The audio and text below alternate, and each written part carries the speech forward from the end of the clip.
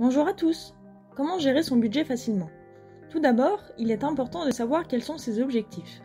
Cela peut être un projet de vie, prévoir des vacances, se constituer une épargne de précaution, se lancer dans des investissements, etc. Vous devez ensuite vous fixer un budget par mois. Quels seront les montants de vos dépenses fixes, de vos dépenses variables et de votre épargne? Aidez-vous de vos 3 derniers mois de dépenses et de revenus pour en faire une moyenne réaliste.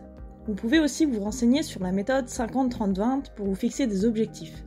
J'ai fait une vidéo sur le sujet, retrouvez le lien dans la description si cela vous intéresse d'en savoir plus. Comment faire pour définir un budget réaliste qui correspond à sa situation? Vous devez d'abord définir vos besoins vitaux, c'est-à-dire ce dont on ne peut pas se passer, comme le logement et l'alimentation. On distingue tout de même si notre niveau de vie n'est pas trop élevé par rapport à ses besoins. Ainsi, on peut se demander si son logement n'est pas trop grand, s'il n'est pas trop loin de son lieu de travail pour diminuer d'autres charges. Pour la nourriture, on distingue les repas faits maison, des sandwichs et des plats achetés préparés, qui sont eux à inclure dans le budget restaurant pour un meilleur aperçu de l'indispensable. Ensuite, renégocier ses contrats est un moyen efficace pour diminuer ses charges fixes.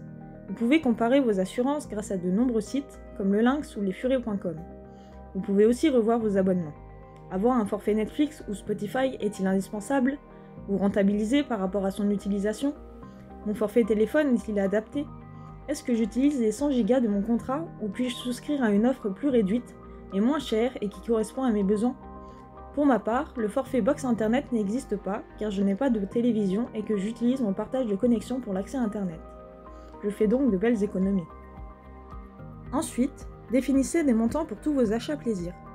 Il s'agit des sorties au restaurant, au shopping, pour les cadeaux, etc. N'hésitez pas à voir vos derniers relevés mensuels pour avoir un aperçu des montants dédiés aux achats plaisir. Aidez-vous-en pour vous fixer un budget par mois et surtout vous y tenir. Avoir une épargne de précaution. Elle correspond selon les habitudes de consommation entre 1 à 6 mois de revenus. Elle permet de rester serein en cas d'imprévu, une panne de voiture, un licenciement ou bien d'autres. Quels sont les outils pour gérer son budget? Nous avons soit le tableur Excel, qui nécessite de remplir chacune de ses dépenses et chacun de ses revenus manuellement. Il y a aussi le carnet de notes, qui nécessite cette même manipulation, sans bénéficier des formules automatiques d'Excel. Puis nous avons les applications de gestion de budget.